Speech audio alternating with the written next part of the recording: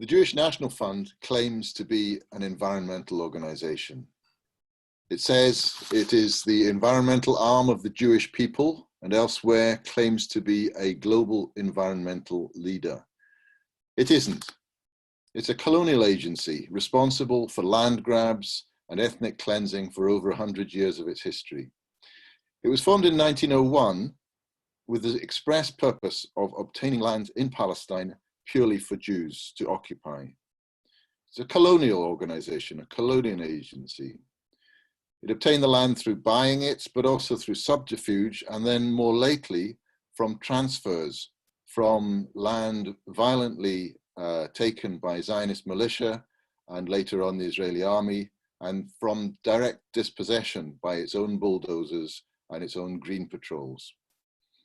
Throughout its history, it's planted trees for borders, to grow forests, to provide work for migrant Jewish immigrants, and to create a landscape more similar to the Northern European forests where most of the Ashkenazi Zionist immigrants were coming from.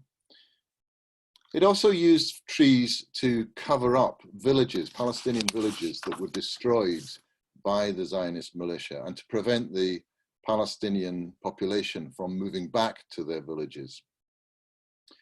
In addition to trees, it's created reservoirs, often because the trees were planted in very inappropriate places, in deserts and so on, where it was ecologically unsustainable. So they needed to transport water across from the River Jordan across to the desert in the south and put the water in reservoirs.